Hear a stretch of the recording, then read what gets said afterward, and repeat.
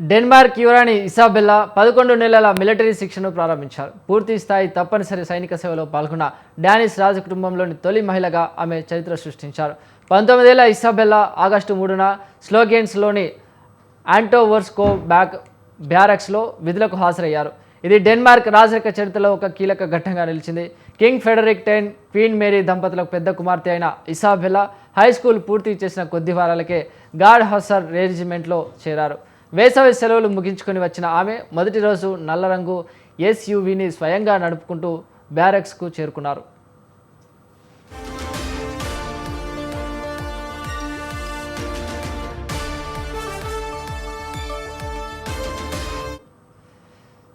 వదులైన jeans, swayed jacket ధరించిన Isabella పెద్ద back ప్యాక్తో పాటు చిన్న పర్సును తీసుకుని ప్రవేశ ద్వారం వద్దకు వెళ్లారు. అక్కడ విధుల్లో ఉన్న గార్డ్కు తన గుర్తింపు పత్రాన్ని చూపించారు. కొద్దిమంది స్థానిక మీడియా ప్రతినిధులు అక్కడ ఉండగా ఫోటోగ్రాఫర్లకు చిరునవ్వుతో అభివాదం తెలిపి లోపలికి వెళ్లారు.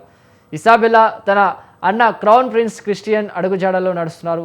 క్రిస్టియన్ ఇదే బ్యారక్స్లో సైనిక సేవ పూర్తి చేసి ప్రస్తుతం సెకండ్ లెఫ్టినెంట్గా శిక్షణ పొందుతున్నారు.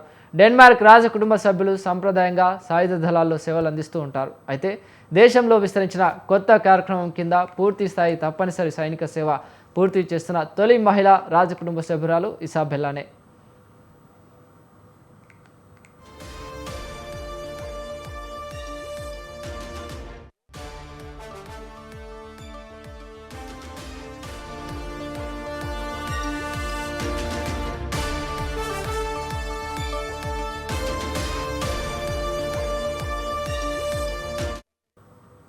ఇతర రిక్రూట్లతో భిన్నంగా ఇసాబెల్లా సైనిక సేవకు ప్రభుత్వం అందించే జీతం లేదా రోజువారీ భత్యాలను స్వీకరించారు.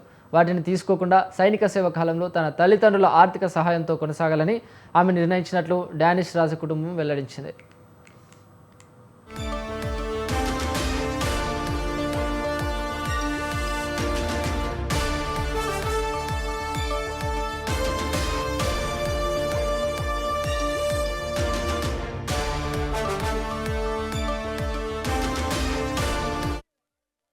డెన్మార్క్లో సాధారణంగా తప్పనిసరి సైనిక సేవలో ఉన్న వారికి 11 నెలల పాటు ప్రతి నెల జీతంతో పాటు పన్ను మినహాయింపు కలిగిన రోజువారీ భత్యం కూడా అందజేస్తారు.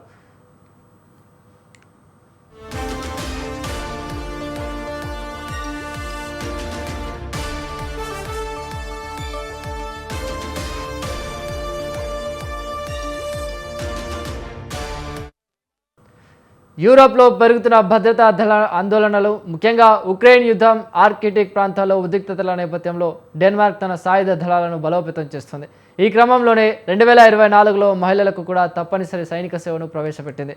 అలాగే సేవా కాలాన్ని 4 నెలల నుంచి 11 నెలలకు పెంచింది.